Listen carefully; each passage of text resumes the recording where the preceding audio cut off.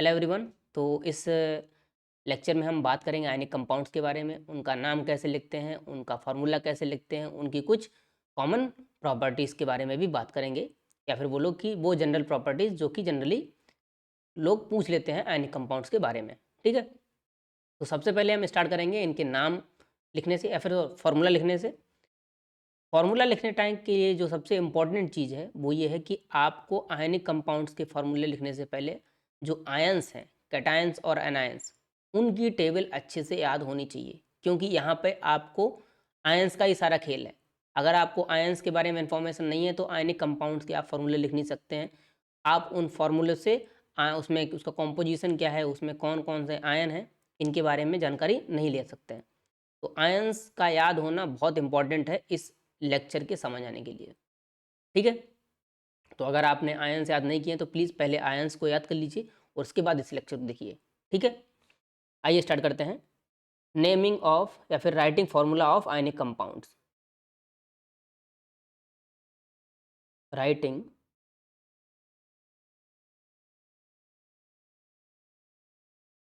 Formula of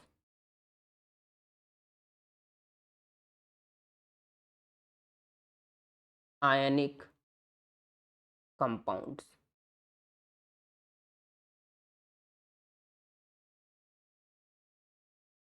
तो सबसे पहले हम एक कंपाउंड का, एक आयनिक कंपाउंड का नाम लिख लेते हैं।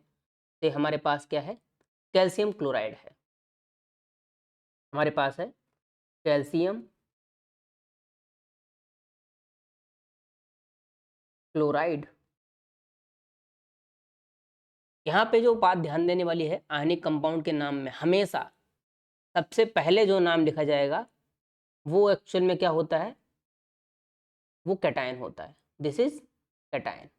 तो कैल्शियम का यहाँ पे क्या होगा, कैल्शियम जो है वो कैटायन के फॉर्म में होगा। और आपको पता भी है calcium is a metal, metal हमेशा कैटायन बनाते हैं। और जो क्लोराइड है वो क्या है, एनायन है। वो क्या है, एनायन है। आयनिक कंपाउंड्स के नाम में हमेशा कैटायन का नाम पहले आता है, एनायन का नाम बाद में आता है। अब अगर आपको ये बात पता चल रही कि पहले कैटायन है और दूसरा एनायन है, तो आप फिर इनके फॉर्मूले लिखिए। कैटायन क्या होता है, कैल्शियम का जो आयन होता है, अगर आपको नहीं पता है तो आप एक बार याद कर लीजिए, कैल्शियम 2+ आयन होता है। और क्लोराइड की बात करें तो ये Cl-1 होता है। फिर क्या करिए, आप इन आयंस के नीचे इनकी वैलेंसी लिख लीजिए। कैल्शियम, अच्छा, आयंस की वैलेंसी क्या होती है, जो उन पे चार्ज होता है उसी का मैग्नीट्यूड। ध्यान रखिएगा, मैग्नीट्यूड, वैलेंसी नेगेटिव नहीं हो सकती। तो कैल्शियम पे चार्ज +2 यूनिट है, तो इसकी जो वैलेंसी है वो क्या हो जाएगी, 2 हो जाएगी। मैग्नीट्यूड की बात करेंगे सिर्फ। और क्लोराइड है, उस पर -1 है, तो उसकी वैलेंसी क्या हो जाएगी, 1 हो जाएगी। ठीक है, फिर आप क्या करिए, वैसे बहुत से लोग लिखते हैं आयंस नहीं लिखवाते हैं, डायरेक्टली कैल्शियम लिखते हैं, उसकी वैलेंसी लिखने बोल देते हैं। बट आप ध्यान रखिएगा इसको। फिर हम इसको बोलते हैं क्रिस क्रॉस मेथड भी बोलते हैं। जो कैल्शियम की वैलेंसी है, जो क्लोरीन की वैलेंसी है वो कैल्शियम का सब्सक्रिप्ट बन जाएगी, और जो कैल्शियम की वैलेंसी है वो क्लोरीन का सब्सक्रिप्ट बन जाएगी। ठीक है, यानी कि कैटायन की वैलेंसी एनायन का सब्सक्रिप्ट, एनायन की वैलेंसी कैटायन का सब्सक्रिप्ट। तो क्या इसको लिखेंगे, कैल्शियम Ca1 और Cl2। बट यहाँ पे बात क्या है, एक इंपॉर्टेंट चीज़ जो आपको याद रखनी है कि जब भी 1 आएगा तो उसको हम लिखते नहीं है फॉर्मूले में। यानी कि इसको हम क्या लिखेंगे, सही से अगर लिखना चाहेंगे तो कैल्शियम 1 तो लिखते नहीं है, और क्लोराइड Cl2, ये इसका हो गया फॉर्मूला। ये तो सिंपल बात हो गई। बट यहाँ पे ध्यान देने वाली बात क्या है, ध्यान देने वाली बात यह है कि एक्चुअल में क्या है, जो कंपाउंड होता है, कोई भी कंपाउंड अगर है तो वो क्या होता है, इलेक्ट्रिकली न्यूट्रल होता है। इसमें जितना पॉजिटिव चार्ज होगा उतना ही नेगेटिव चार्ज होगा। तो ध्यान दीजिएगा, अगर हम एक कैल्शियम क्लोराइड की बात करें, 1 CaCl2 formula unit, formula unit. अब ये वर्ड आपके लिए फिर से एक इंपॉर्टेंट वर्ड है, फॉर्मूला यूनिट। फॉर्मूला यूनिट क्या होता है, जैसे कोवेलेंट कंपाउंड में मॉलिक्यूल होता है, आयनिक कंपाउंड में फॉर्मूला यूनिट होता है। इनका कोई मॉलिक्यूल नहीं होता है, इनका जो फॉर्मूला होता है उसी को हम एक यूनिट मान लेते हैं, इसीलिए इसको हम क्या बोलते हैं, फॉर्मूला यूनिट बोलते हैं। ठीक है, तो एक कैल्शियम क्लोराइड फॉर्मूला यूनिट में क्या है हमारे पास, इसमें जो है सॉरी इसमें हमारे पास एक तो कैल्शियम आयन है 1Ca2+ आयन, और क्या है 2 क्लोराइड है 2Cl- आयन। बात समझ आएगी? एक कैल्शियम आयन पे कितना चार्ज है, +2 यूनिट, और एक क्लोराइड आयन पे -1 है, इसलिए 2 क्लोराइड आयन चाहिए होंगे, तो 2 टाइम्स -1, तो टोटल पॉजिटिव नेगेटिव चार्ज कितना हो गया, नेट चार्ज जो हो जाएगा, नेट चार्ज जो है दैट इज इक्वल्स टू 0। तो आयनिक कंपाउंड्स में क्या है, जो नंबर ऑफ कैटायंस होते हैं, नंबर ऑफ एनायंस होते हैं, वो कैसे डिसाइड होते हैं, उनके चार्जेस के बेसिस पे। कुछ ऐसा करना है कि उनके जो नेट चार्ज है वो 0 हो जाए। अच्छा, बहुत ज़्यादा दिमाग भी नहीं लगाना, अगर आपने एलसीएम पढ़ रखा है तो आप देखो कैटायन पे चार्ज कितना है, +2 यूनिट, एनायन पे चार्ज कितना है, -1 यूनिट, तो 2 और 1 नंबर है, इन दोनों का एलसीएम ले लीजिए, इतना ही पॉजिटिव चार्ज होगा और उतना ही नेगेटिव चार्ज होगा। तो इन 2 और इन दोनों का एलसीएम तो अगर आप बात करें तो 2 ही आएगा, तो 2 यूनिट पॉजिटिव चार्ज होगा और 2 यूनिट नेगेटिव चार्ज होगा। 2 यूनिट पॉजिटिव चार्ज के लिए एक ही कैल्शियम आयन चाहिए होगा और 2 यूनिट नेगेटिव चार्ज के लिए 2 क्लोराइड आयन चाहिए होंगे। ये भी नहीं तो सिंपली आप ये देखो कि जो उसकी वैलेंसी है, कैटायन की वैलेंसी है और एनायन की वैलेंसी है, उनको देखिए, जो इनकी वैलेंसी है वो एक दूसरे के क्या हो जाएंगे, नंबर ऑफ आयंस डिनोट करेंगे, यानी कि कैल्शियम की वैलेंसी 2 है, इसका मतलब वो क्लोराइड आयन के नंबर्स बताएगा, ठीक है ना, और क्लोराइड आयन की वैलेंसी 1 है तो वो कैल्शियम आयन के नंबर बताएगा। ये सब बातें आपको पता होनी चाहिए, फॉर्मूला क्रॉस क्रॉस पे कोई भी लिख सकता है, ठीक है ना, बट फॉर्मूला लिखना भी आना चाहिए। आइए आगे बात करते हैं, जैसे अगर हम बात करें सोडियम सल्फेट की, हम बात करेंगे क्या लिखिए, सोडियम कार्बोनेट, हम बात करेंगे सोडियम कार्बोनेट की, सोडियम कार्बोनेट की, तो सोडियम कैटायन है Na+, कार्बोनेट जो होता है एनायन होता है CO3 2-, CO3 2-। तो आप देखिए, अगर सिंपली अगर आपको बात करनी है तो सोडियम पे +1 चार्ज है, कार्बोनेट पे 2 यूनिट माइनस है, तो कुछ ऐसा कॉम्बिनेशन बनाइए कि नेट पॉजिटिव नेगेटिव चार्ज बराबर हो जाए। तो आपको पता है एक कार्बोनेट आयन के लिए 2 सोडियम आयन चाहिए होंगे, तो आप सिंपली भी लिख सकते हो इसको डायरेक्टली, सोडियम आयन कितने चाहिए होंगे 2, और कार्बोनेट आयन कितना चाहिए होगा सिर्फ 1, ये फॉर्मूला लग जाएगा directly. But criss cross method से लिखना है तो आप यहाँ पे क्या लिखिए, इसकी वैलेंसी कितनी है 1 है, इसकी वैलेंसी कितनी है 2 है, इसको यहाँ ले जाइए और इसको यहाँ ले जाइए, क्या हो जाएगा Na2CO3, ठीक है। एक और लिखते हैं फॉर्मूला हम, calcium phosphate, calcium phosphate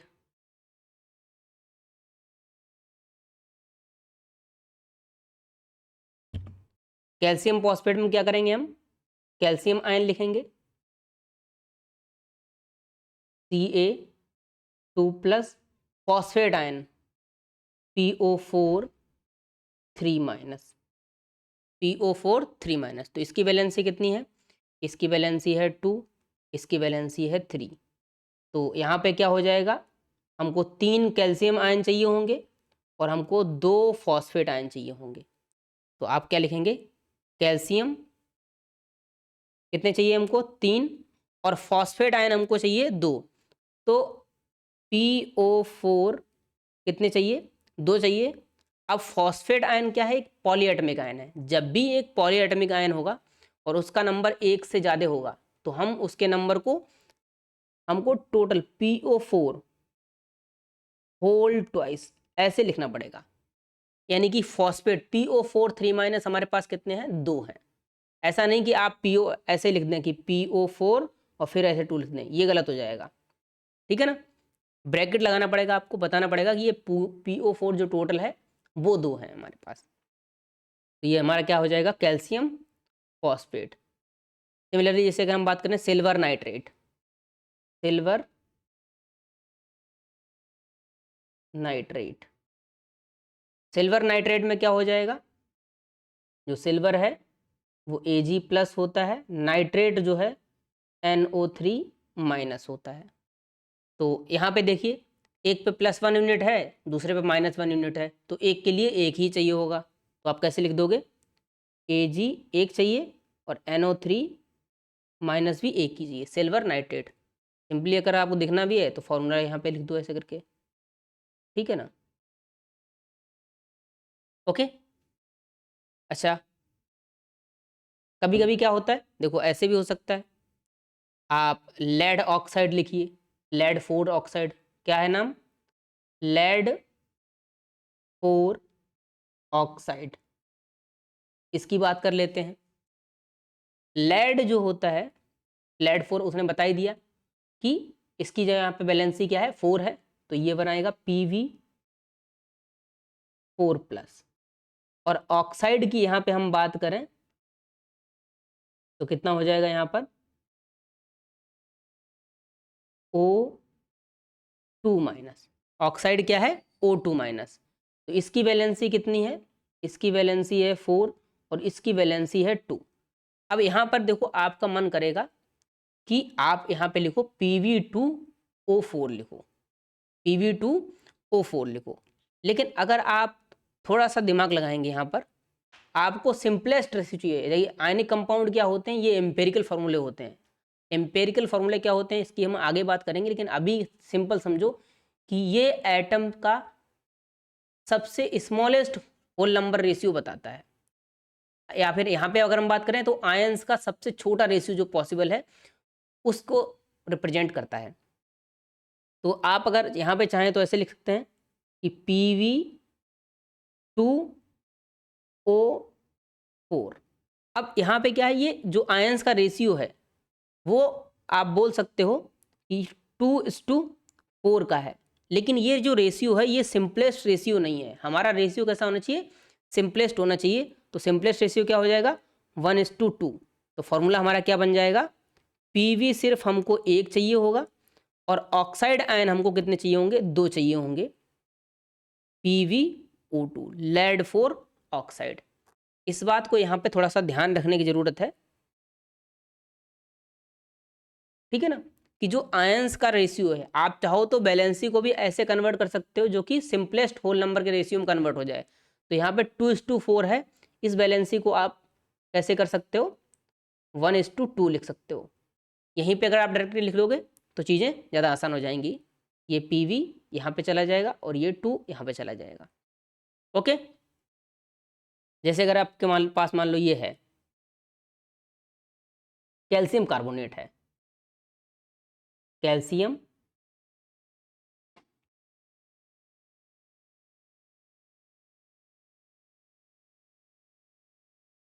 carbonate. अब कैल्शियम यहाँ पे देखो क्या है, Ca2+ है, कार्बोनेट CO3 2- है। आप यहाँ से देख के तुरंत बता सकते हो कि एक कैल्शियम आयन के लिए एक ही कार्बोनेट आयन चाहिए, तो आप डायरेक्टली लिख सकते हो एक कैल्शियम आयन और एक कार्बोनेट आयन, CaCO3। वैलेंसी अगर लिखना चाहो तो इसकी वैलेंसी 2 है और इसकी वैलेंसी 2 है, लेकिन ये दोनों क्या है, सिंपलेस्ट रेशियो में नहीं है। 2:2 इज नॉट सिंपलेस्ट रेशियो। इसको सिंपलेस्ट रेशियो में अगर कन्वर्ट करें हम तो क्या हो जाएगा, ये 1:1 हो जाएगा। तो अब हमारा फॉर्मूला क्या हो जाएगा यहाँ पे, सिंपली ये यहाँ जाएगा कैल्शियम 1 कार्बोनेट 1, तो CaCO3। ध्यान दीजिएगा यहाँ पे कार्बोनेट आयन पॉलीएटमिक आयन है और उसका नंबर सिर्फ अगर 1 है तो हम ऐसे ही लिख देंगे, बट अगर वो 1 से ज़्यादा हैं तो हम ब्रैकेट लगा के, होल ब्रैकेट लगा के इंडिकेट करेंगे कि वो कितने आयन हैं। जैसे अगर हम यहाँ पे बात करें अमोनियम कार्बोनेट की बात करें, हम बात करते हैं अमोनियम कार्बोनेट। अमोनियम आयन क्या होता है, ammonium is important cation, ammonium is a very important cation, क्योंकि ये ऐसा कटायन है जिसमें कि मेटल नहीं है। NH4 plus ammonium carbonate CO3 2 minus. तो इसकी वैलेंसी है 1, इसकी वैलेंसी है 2। ये सिंपलेस्ट नंबर के रेशियो में है। तो ये क्या बन जाएगा हमारे पास, ये यहाँ जाएगा और ये यहाँ जाएगा।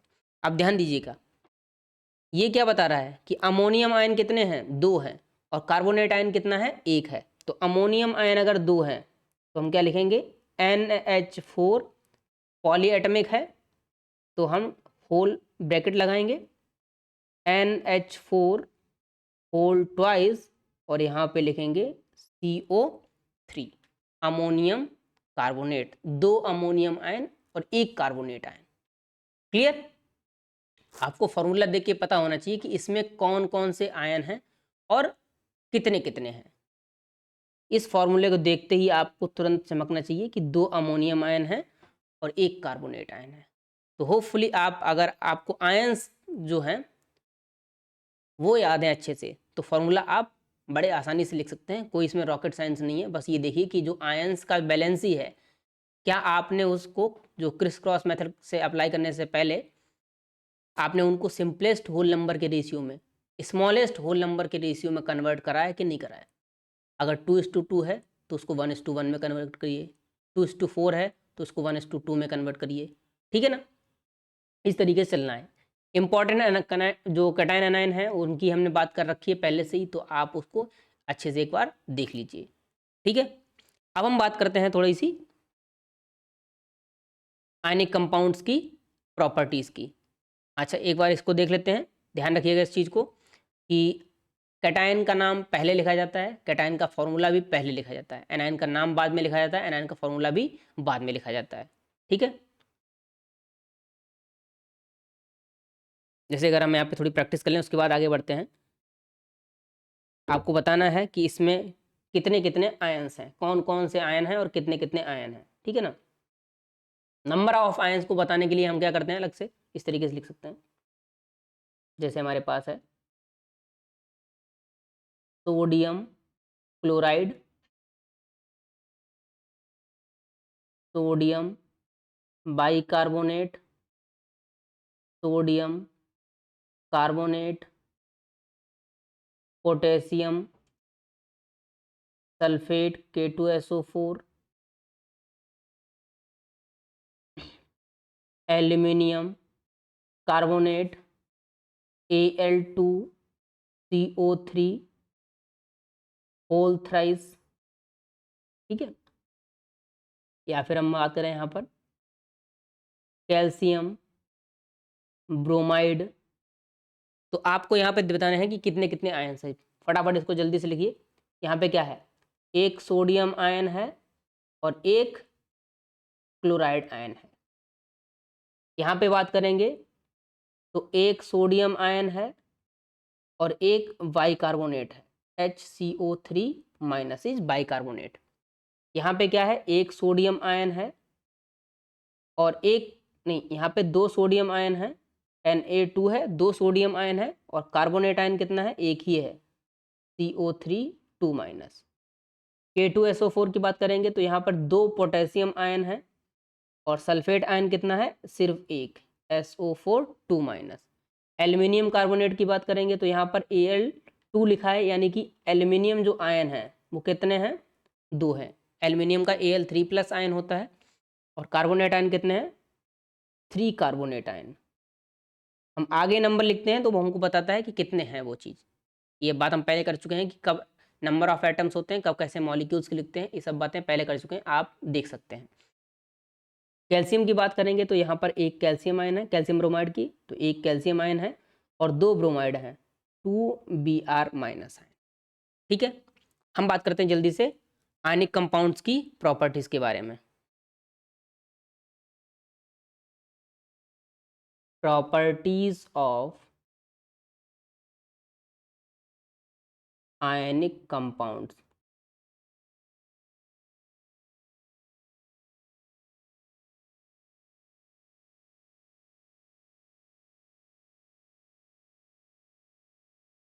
प्रॉपर्टीज ऑफ आयनिक कंपाउंड की बात करें तो जैसे हमने कोवेलेंट कंपाउंड के बारे में पढ़ा था कि उनके मेल्टिंग और बॉइलिंग पॉइंट क्या होते हैं, काफ़ी कम होते हैं, जनरली लो होते हैं। आयनिक कंपाउंड्स के क्या होते हैं, मेल्टिंग और बॉइलिंग पॉइंट काफ़ी हाई होते हैं। हाई क्यों होते हैं? हमने बताया था कि आयनिक जो भी मेल्टिंग पॉइंट या बॉइलिंग पॉइंट है वो किससे डिसाइड होते हैं कि उसके जो कॉन्स्टिट्यूएंट पार्टिकल्स हैं उनके बीच में फोर्स ऑफ अट्रैक्शन कितना है। अगर उनका फोर्स ऑफ अट्रैक्शन बहुत ज़्यादा है तो मेल्टिंग और बॉइलिंग पॉइंट ज़्यादा होते हैं। अगर वो inter particle force of attraction कम है तो जो मेल्टिंग और बॉइलिंग पॉइंट होते हैं वो कम होते हैं। आयनिक पार्ट जो कंपाउंड्स होते हैं उसमें क्या होते हैं, कांस्टेंट पार्टिकल्स आयंस होते हैं और आयंस के बीच में वेरी स्ट्रॉन्ग इलेक्ट्रोस्टैटिक फोर्स लगता है। और इस इलेक्ट्रोस्टैटिक फोर्स के चलते क्या होता है, उस इलेक्ट्रोस्टैटिक फोर्स के चलते जो आयनिक कंपाउंड होते हैं वो बहुत ही स्ट्रांगली एक दूसरे को अट्रैक्ट करते हैं। जो आयंस होते हैं वो एक दूसरे को बहुत ही स्ट्रांगली अट्रैक्ट करते हैं, जिसके चलते आयनिक कंपाउंड्स का मेल्टिंग और बॉइलिंग पॉइंट बहुत ज़्यादा होता है। तो पहली प्रॉपर्टी लिख लीजिए, generally melting point and boiling point of ionic compounds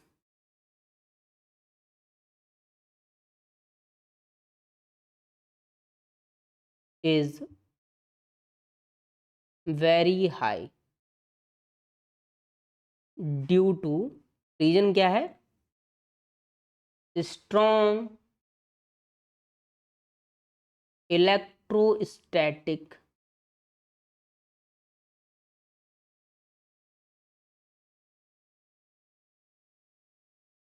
force of attraction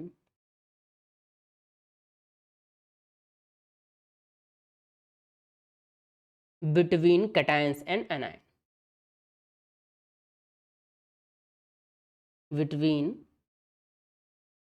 cations and anions।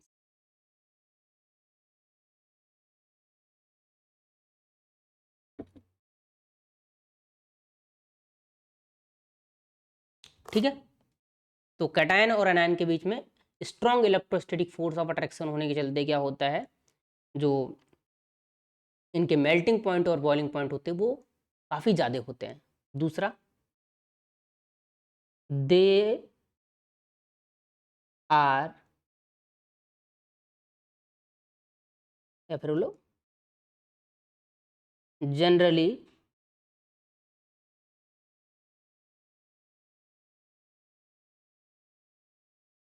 They have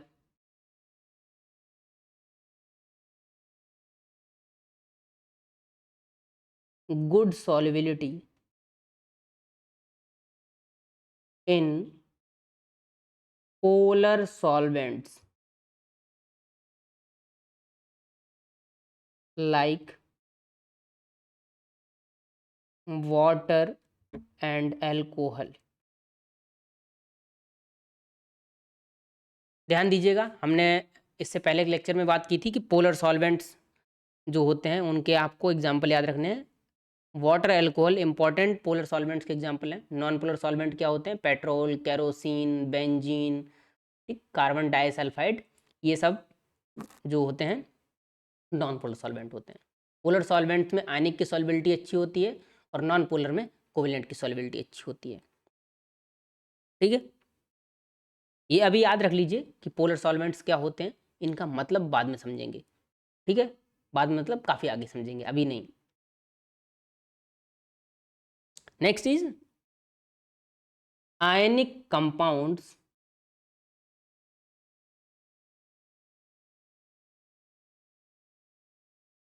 do not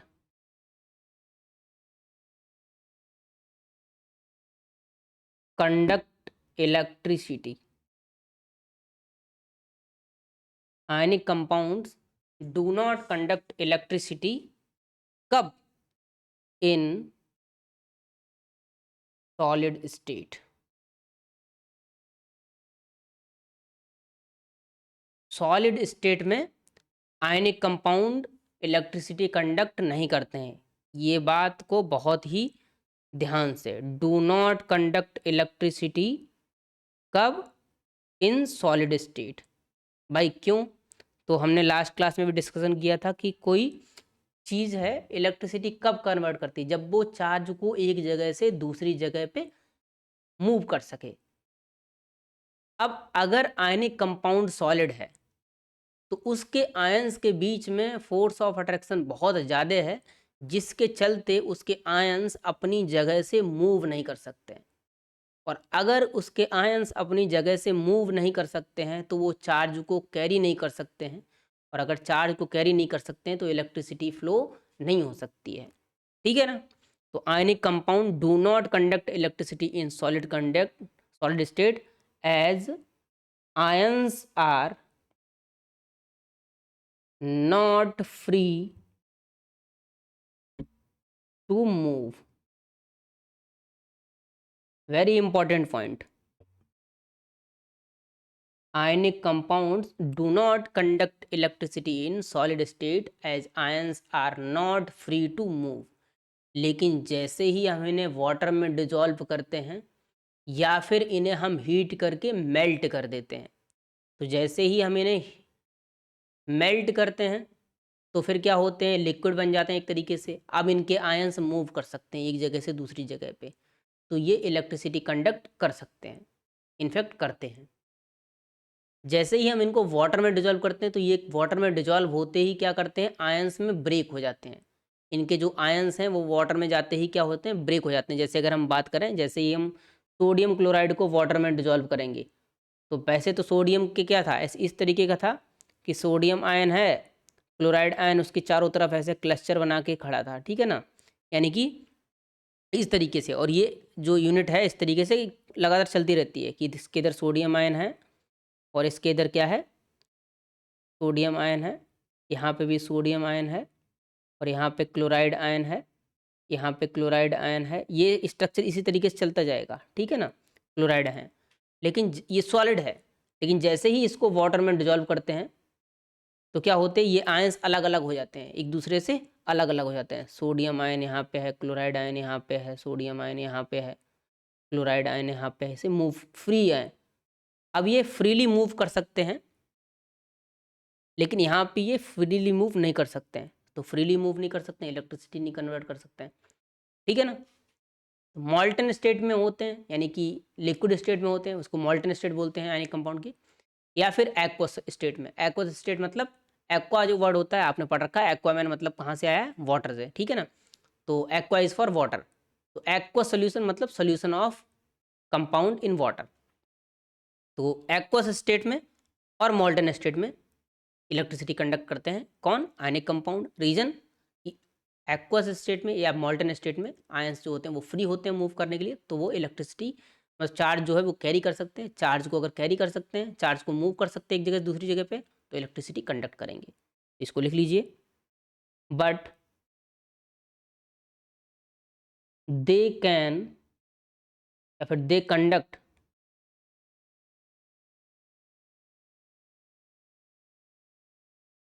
electricity in aqueous solution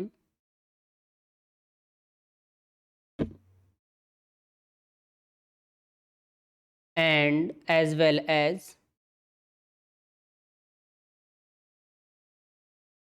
in molten state। किसमें? मॉल्टन स्टेट। मॉल्टन स्टेट का मतलब क्या है, जो इनकी मेल्ट फॉर्म है या फिर बोलो कि लिक्विड स्टेट है। ठीक है ना? तो अभी हम आयनिक कंपाउंड के बारे में इतनी ही बात करेंगे, और कंपाउंड के चैप्टर में भी अभी हम इतनी बात करेंगे। इनकी जो बॉन्डिंग की बात है, आयनिक कंपाउंड, आयनिक जो बॉन्ड होता है वो क्या होता है, और कोवेलेंट बॉन्ड होता है वो क्या होता है, इसकी हम बात करेंगे बॉन्डिंग चैप्टर में, आगे की बात करेंगे। इस चैप्टर में अभी हम इतनी ही बात करेंगे। आपको बेसिक आइडिया होना चाहिए कोवेलेंट कंपाउंड कैसे क्या होते हैं, आयनिक कंपाउंड क्या होते हैं, उनको आइडेंटिफाई कैसे करेंगे, उनका कॉम्पोजिशन क्या है, उसमें कौन से आयंस हैं, ये सब बातें पता होनी चाहिए। ठीक है ना? तो अभी के लिए इतना ही। ओके।